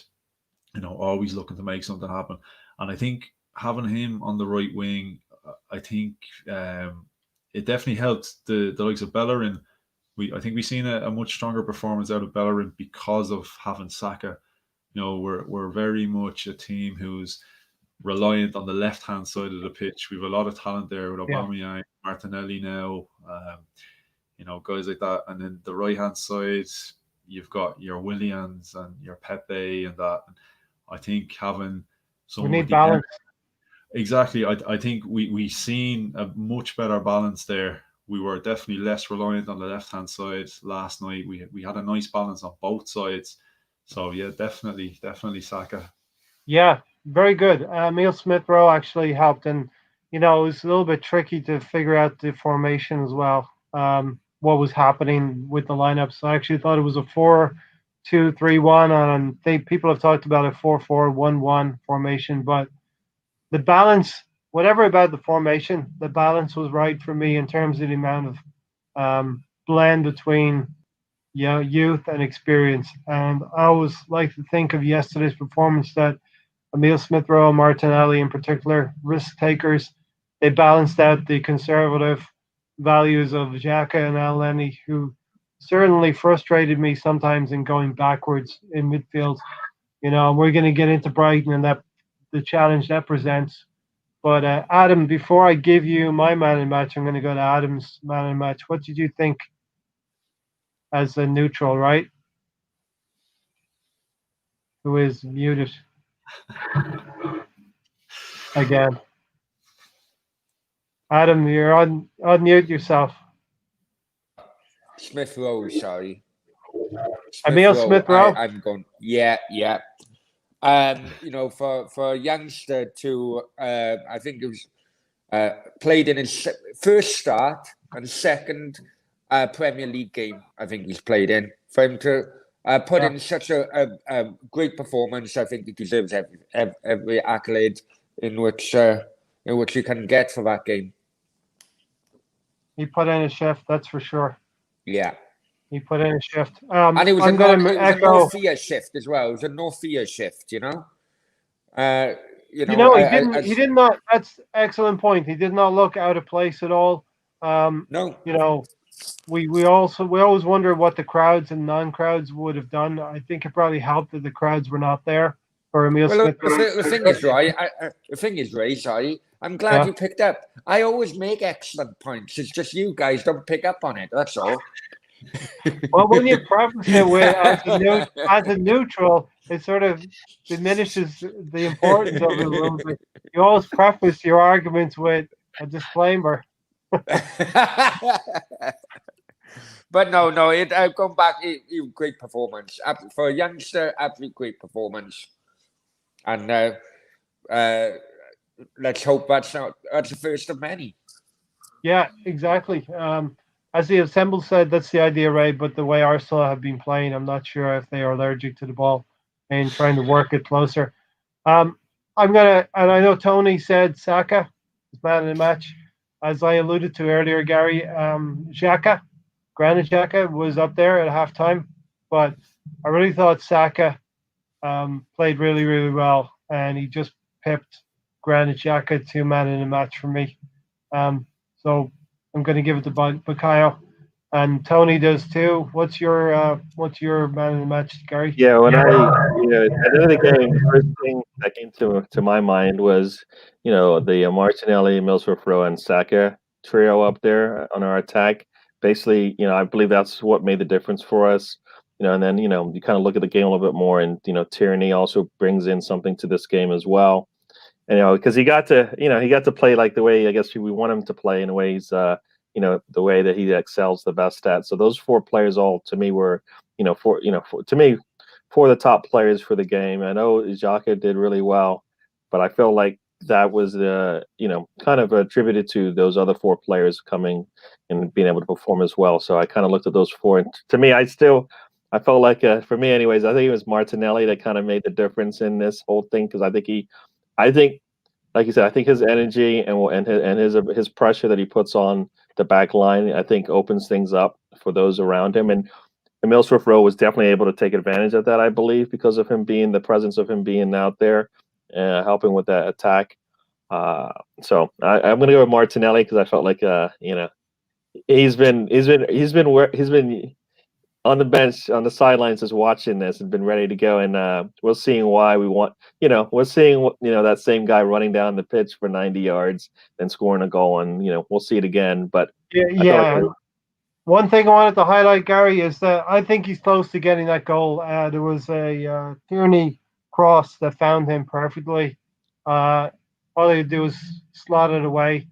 He put it in the goalkeeper's arms. But I think next time Martinelli gets that chance, he's going to put it away for sure. He's getting close to full match fitness, and he will get there. Not surprising. I hope Mikel Arteta is watching this, that all three of us, or four of us, five of us, including Tony, have mentioned the three young players as our man of the matches: Martinelli, Emil Smith-Rowe, and Saka, who did get the man of the match award from us. So, Bukayo Saka. Real quick, Gary. Bukayo Saka and Tierney will make it difficult for Gabriel to be who's going to be man of the season. Who's going to be player of the season? Just where do you see it right now, and where do you see it panning out? Right now, I think it's Gabriel. Until they take it away from him. The more that they play, I think they're going to put more of an imprint on there, and probably lessen the kind of the load that he's had to take on as far as being a leader back there. So I think that's what's going to happen. And the last thing we want is our our center back to kind of be the leader, the top guy of the team. You had a bad season. You had a bad season if your center back is your player of the year, right? If Partey comes back and has a really good return back to the field, he could be the guy because he's going to be the one that a lot of things are going to be going through at least until we find another replacement for his partner, whoever that's going to be. So I kind of feel like it'll move. It can jump all the way to the striker wing position quickly, depending on how much time they get to play. But right now, I think it's still Gabriel. But I feel like we have a solid group of players. We just want to see them play together more, and we'll see how that goes. Yeah, Anthony, how do you see that panning out for player of the season? I'm going to throw Tierney in there alongside Bukayo Saka and Gabriel as the three. Do you see a fourth sticking up there somewhere? I'm hoping the second half of the season, Aubameyang can be added to that if he finds He's his got to go shoes. Yeah. But yeah, like you were saying there, usually it tells the story if your defender is one of your better players or your goalkeeper or someone like that. Yeah.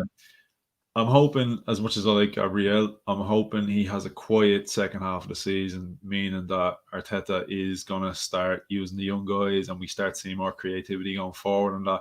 So hopefully we're going to start seeing the more forward players start to move up in terms of their performances and that, and we might hopefully be having an argument at the end of the season, like was it Smith Rowe, was it Balogun, hopefully, or someone like that, Saka, Aubameyang, Martinelli. We need these players to come forward. Pepe, even. Yeah, well, look, I'm hoping by the end of the season, Leno, Gabriel, all these guys don't even come into the equation, because that'll probably tell you, how good we were going forward. Yeah. So fingers crossed.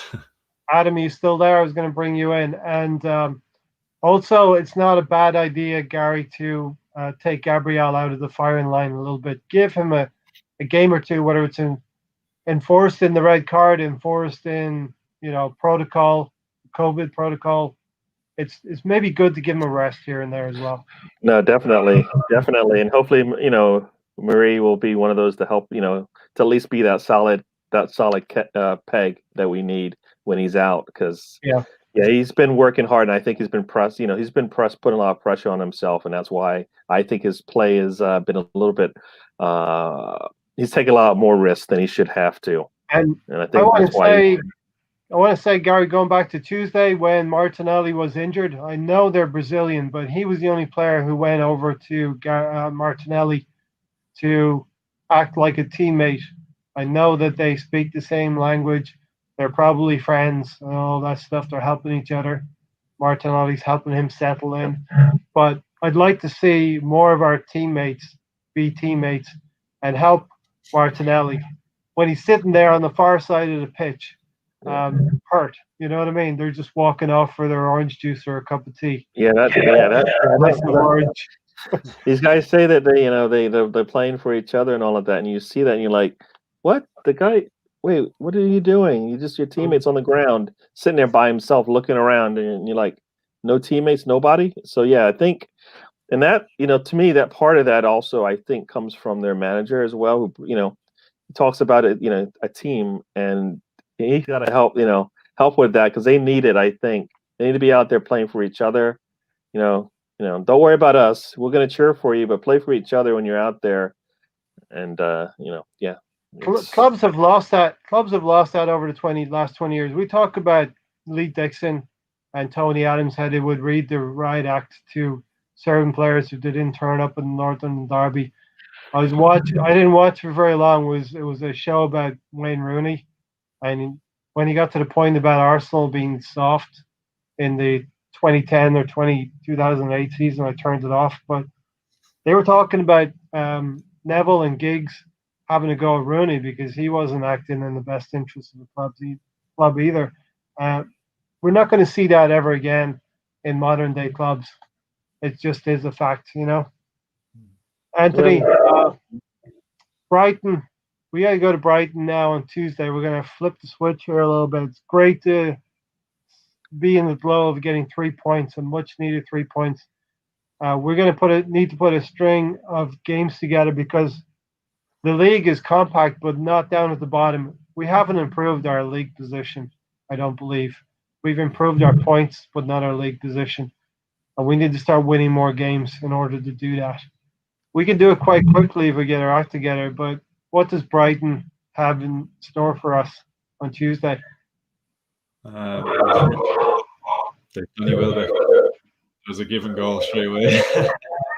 There's another one. Theo Walcott. There's another one. There seems to be one every. Yeah. Look, we know what we get from Brighton. They always give us a game. On paper, you look at the two sides and you think, it should be, for a performing Arsenal side, it should be a pretty handy 3 points. Never ever the case.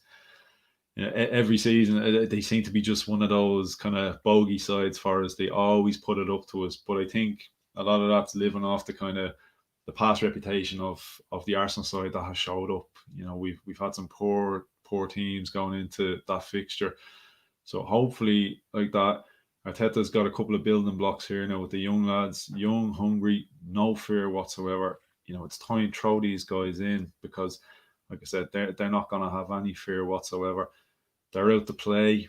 They're out to make an impression. Like it's time to give these guys, their opportunity, and it's going to give Brighton completely different problems to worry about. They've played against Lacazette the last couple of seasons. They played against Xhaka, guys like that. They know what to expect. You know what you're going to get when these guys show up. It's time to put them up against Martinelli and Smith Rowe and Saka and the boys, and we see what happens then. Could be a complete different game. Yeah, as Anthony's saying, and I completely agree with him, Gary. You go back to what you've been doing before, between November 1st and December 26th. That's a recipe for disaster, right? You got to take this blueprint from Saturday and take it almost perfectly forward to Tuesday. Yeah, I mean, I think that that the Man United game, that win, I don't think any of us thought, this looks like a step in the right direction long term. We'll take a team struggling against us and us getting a point, getting points out of it, but it didn't look like something we can build on. Right? That's not. No, we can. It was a solid performance. We got a penalty. We got out of there. Yes. Yeah. That's it. But yeah, this last game, I think this looked more like, at least this looked like the plan, right? The plan that we, brought players in, they actually performed, and we got something out of the game. So I think this is something more we can build on than kind of feeling like, what, we're going to catch these teams on a bad form. Even though Chelsea wasn't a bad form, we were able to actually make, put our game plan in and actually execute it. And it looked good when we were able to do that. So at some point, teams are going to come in and they're going to be just on form. Like we're going to see in the next two games, I feel like those teams are playing as best as they can right now. And we're going to have to, do the same thing, not take as many risks or anything like that. And, I think our talent should overshadow the teams that we're playing. I don't think any team has an answer for Martinelli and Milsroof Rowe and Saka. I just don't think. I mean, they might have one of the three, but I don't think they have three players that can equal us in terms of those 3-0 coming at them as far as an attack goes. One thing we have to put things in perspective. Yes, we've been talking for an hour and a half about 3 points against Chelsea. Let's put it in perspective. When we scored that penalty for the first goal, that was only our third goal out of 5. 3 of them were penalties in the last 10 hours of football. We'd scored 5 goals. 3 of them were penalties. You add in a free kick, that's another set piece from Granit Xhaka. From open play, we've only scored 3 goals from open play in over 10 hours of football, Gary. So nobody wants to count the bad pass from Saka that went in the goal, right? So it will count as a goal from open play. But nobody wants to count down. I mean, I'm counting it because like I said, once again, we've always had chances. We had some really good chances in the Chelsea game that we weren't able to finish off. So we continue to play our game and I think we hopefully it'll get better. And that's the trick, right? We saw Martinelli play in the first game for 30 minutes, come into this one, play for about 60 plus minutes. Emil Rowe came in, gave us another 60, 70 minutes. They're only going to get better the more they're out there, more comfortable with what's going on. So hopefully we see, bigger and better things as they get game time. So And Gary, that's the fear that we might not see that. That's the fear in the back of my mind that, yeah, you know what, Arteta didn't see that. He there didn't can see be no anything. excuses. There can be no excuses, Gary, because let's say that Arteta has some previous experience of what it's like to play at Brighton Stadium already. Some dark times there in the summer, the Guendouzi Gate and all that happened. So there's no excuses. He's not going into this blind. He knows what Brighton is going to give us.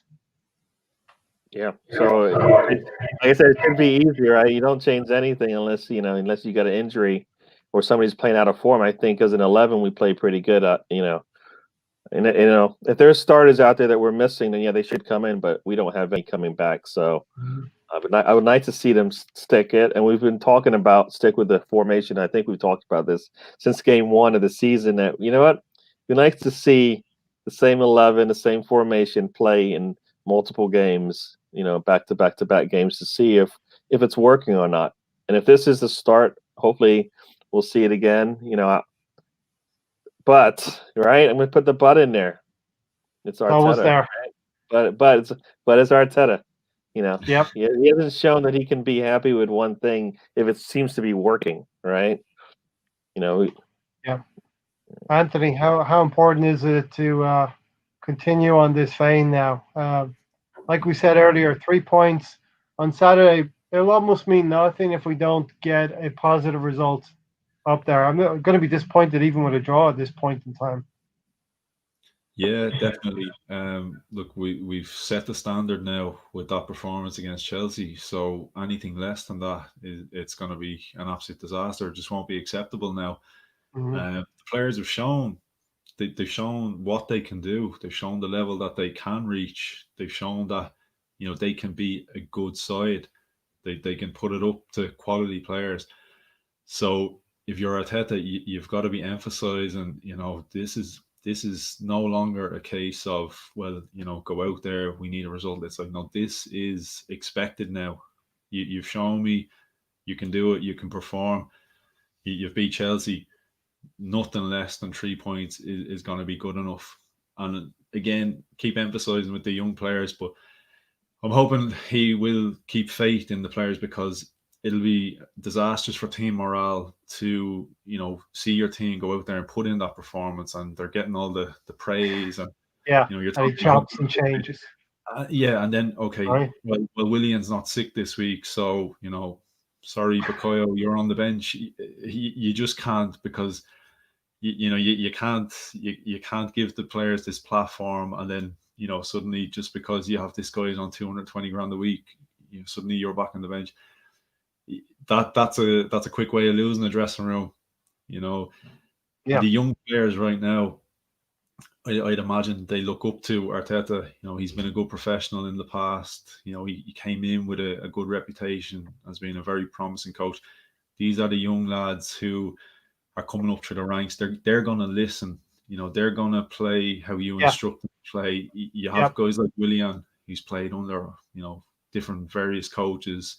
He's 32, probably got his own ideas, and probably has himself on a certain pedestal and thinks, well, I'm good enough to do it this way. And you've guys like that with probably a certain mindset.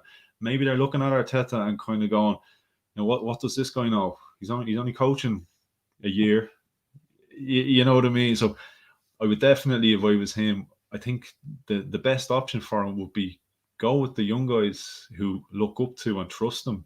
They will implement his methods, no questions asked. And you've seen it against Chelsea. They got their chance.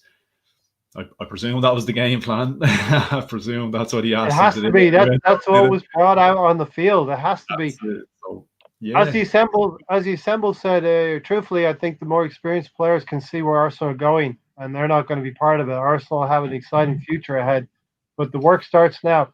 Looking, this was nagging at me, Gary. Brighton have only won 2 games out of 15, drawn 7. They've drawn 7 and lost 6. So they're not doing so well in the league. But this was nagging at me. Their last win at home was against us. Yeah. So, and hopefully the players that were there remember that too, right?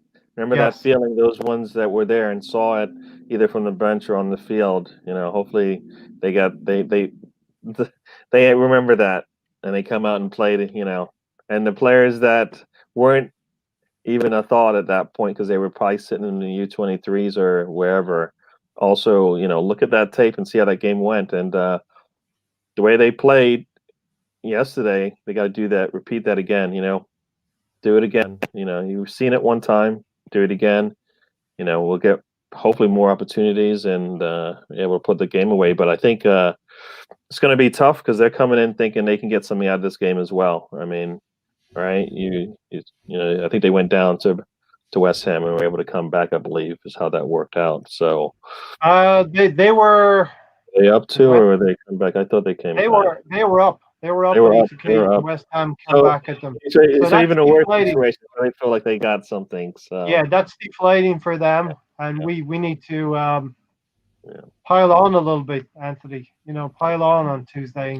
Yeah, we gotta start fast, right? I mean, that's the thing that everybody talked about in the last game in Chelsea is that we actually started fast, and hope to see the same again. Yeah, we need to do the same thing again, right, Anthony? Yeah, definitely. Like I said, look, we set the standard now, so that's the level that should be expected week in, week out, and that applies to whoever's on the pitch. It should be the senior players, especially. I'm hoping Brighton might go into this game with maybe a bit of that Chelsea mindset where they're, maybe they look at previous encounters and maybe go, well, we know Arsenal, a bit of a soft touch. But like I said, if you're sticking the same players out against them every time you play, they're going to know what to expect. But if you're putting the young guys out there, it's completely unknown. It's going to be a whole different occasion, for those players that have played. Like if you compare the side that lost 2-1. I'm just looking at it right now. Yeah. Yeah, like we could be a different team altogether on completely the day. Completely different because Kolasinac played that day, and Mustafi played in the back four. Yeah. And we have Tierney and we have Rob Holding alongside Pablo Marie. Right. Yeah. Well, look, hopefully different players. In midfield, we had Guendouzi, Danny Ceballos, and Saka. And Saka's half a season on now. Yeah. And hopefully we're going to have a better midfield. Xhaka, whatever, and El Neni in there. They will be better than Guendouzi and Ceballos. Who knows? Am I making the case or not? I wonder. You're scaring me more. Yeah. It is a scary profession right now. Let's put a run together, Gary.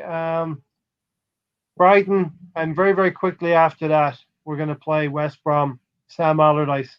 Not going to be easy. But No. I hate to ask the question. Can we get 6 points in these kind of 2 games coming up? If this is the start of the new form for Arsenal, then 6 points should be what we are aiming for. Away from home in both fixtures. I don't actually right now. I don't care.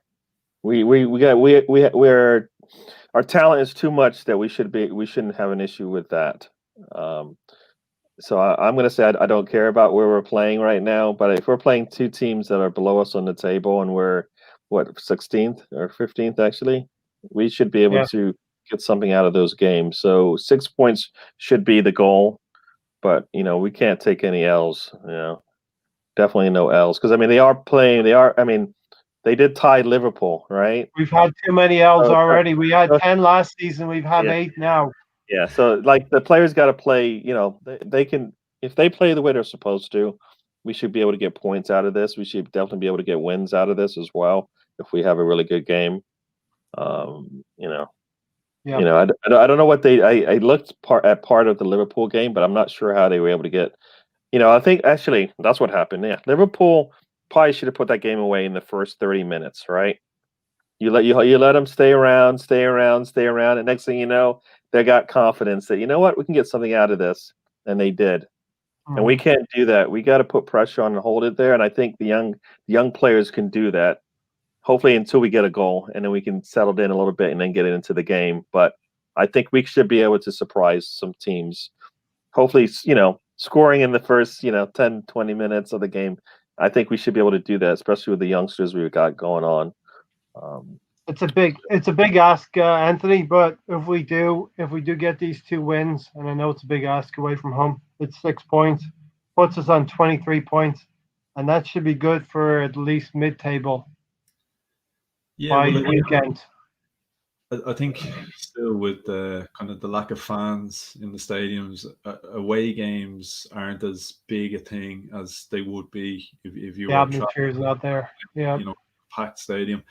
So I think it's a perfect opportunity to go to an away ground, and it's not the same kind of vibe. You're kind of still a bit more free to play your game without the pressure of the kind of 12th man in the stands. But definitely, I think a lot of the performance is probably going to hinge on who he does select, because I think if he remains positive and goes out with a lineup even similar to what we've seen against Chelsea, then I'd be fully expecting 6 points, because we've seen how they can play as a team, how they can work for each other, the level that they can reach.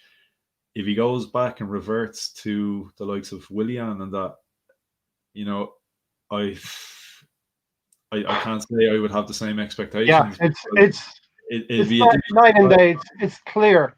It's clear to us what's going to happen if he goes back to those, and he can't do it, right? Yeah, the style of play would, I think, it would just become more negative, and negative style of play, you're going to get negative results. We were positive last night. We went for it, and we got the rewards. So I think we've just got to keep going for it, and give this group of players a run in the team, let them gel, let them build bonds with one another, understandings. Like we saw last night, like I said earlier, I think Saka on the right hand side really helped Bellerin's game. Whereas, again, Bellerin is one of those players that comes under a lot of criticism, under a lot of fire. But again, I trying to look at it, trying to be a bit more sympathetic towards these guys now, really looking at what they got last night as opposed to what they got the last couple of weeks. You have Willian and even Pepe in front of you. You're not getting the same work rate as somebody like Saka, and Smith Rowe, Saka, those guys, and like that is going to affect your game, because if the senior players are probably thinking, if you Pepe in front of you, you're probably saying, right, well, I've got to go on the attack when I can, but I know I'm going to have no defense behind me. I've nobody tracking back. You've got these kind of, I'd almost call them luxury players. They're okay to stick on when the whole team is playing well, and if you're a goal or two up, they might complement the team. But we need grafters and grinders now. You need guys who are gonna work. We the team needs a good kick up the arse kind of thing, and the young lads definitely gave us that. They definitely did. So definitely stick with them. Definitely. Gary, we're going to know by the end of the year, the end of this calendar year, we're going to have a podcast on Wednesday night, and we'll know. It'll be the day after Tuesday. We'll know what happens. It's very crystal clear to Arteta and all of us, as Sam has said here. This is where Arteta needs to prove he can change and adapt. If he goes back to Willian, Pepe, Alba, at this time he will not win games, especially with Willian. Now, I think he can integrate maybe Pepe and Alba in there with Emile Smith-Rowe. We got to have that creative player, though. That will show the Chelsea game was a coincidence. We're going to know on Tuesday where Arteta, if he's going to fall back into his old failings, and I can't defend him if he keeps doing that. Yeah, it's gonna cause pullover pressure on his career if he does that, because it looks kind of silly, right? Mm-hmm. I mean, what did you not like in the last game? And he couldn't even come out and say it, right? He couldn't even come out and say it after that game. What looked good about it? So that's telling as it is, So we're not going to be surprised when we see certain things on that Tuesday lineup, but hopefully we're not disappointed, right? Yeah. It should be an easy one. These guys had enough time to rest. Maybe they don't play in the next game, but they definitely should be able to play in these back-to-back games to kind of see if it actually does work. So I'm looking forward to seeing if that's what happens. I mean, this is my favorite phrase, right? It should be easy, but humans just mess it up every time. I mean, we do. This one I like seems your other easy. one. I like your other phrase. I want to see a little bit of improvement. Just a little bit. Every If game. we get a little bit more improvement, maybe we score the 5 goals that we didn't in the last game, right? I mean, 4. I'll you take know, 4. we'll take 4, but we had at least another 3 goals in there, opportunities where if it goes a different way, we should have scored, right? El Neni, Laka, and then the 2 that I think Martinelli will put a little pressure on the goalie, so we'll see. Smith Rowe missed a very good chance. Yeah, as well. so I think we're getting shot. we're getting better opportunities, and these guys, are going to hopefully improve on what they did. So yeah, little improvements from game to game. I think Arteta took a big jump though. That's the thing. I don't want big jumps when they're easy, little small changes he can make, right? So hopefully, those guys are sick again. Aubameyang is got a tight calf, or thigh, whatever it is. He might need another game, and then maybe they'll play in the weekend. And, It all seems very like Ozil to me, like creating these injuries that they're not available, they're sick. David couldn't join us. He missed the bus, William, I don't know where he wasn't there. We had to leave without him, Yeah, the business trip he needed to take care of, so he's out of the country. He was going to Dubai again, yeah. Listen, you can find Gary on Twitter at Don't Waste That Tweet. Thanks, Gary, for joining. Thank you. Find Anthony, Republic of Arsenal podcast. He has a contract with Arsenal Fan Circle. He only shows up when we get 3 points. Hopefully, you'll see an awful lot No, more. we'll bring you on if we get a draw or the odd defeat here and there. But Gary and I did not budget for more than 8 defeats this season, so we're at the quota already. Yeah. So hopefully we'll see you pretty much every week. So Gary, I'll take going undefeated from here till the end of the season right now. Yeah, that would be nice, but yeah. That would be nice, but you want to do the Mexican wave, Gary? You start it so I can follow on because I'm bad. You don't want to do it, do you? I don't. All right, we won't do it. If we get 3 points, I'll hold you to this. If we get 3 points on Tuesday, we're going to do the Mexican wave on Wednesday night. Okay. Yeah, so, Anthony, can check it out on YouTube so you know what you're doing because I don't. Mexican wave. Everyone knows that. There's no idea what I'll say everything else. Anthony, as you say in Ireland, go on out of that. Go with that. Don't believe you at all. Listen, this has been Arsenal Fan Circle. It's been a fun one. They're all fun, but we actually got 3 points yesterday. We can add to the kitty. And let's go. Arteta, you know the ingredients now. Let's put them in the next cake on Tuesday. Don't mess with the cake. Don't mess with the ingredients because it doesn't taste very good afterwards. We're out of here. Thanks for watching, everybody. And we'll see you on the next one. Come on, you Gunners, up the Arsenal.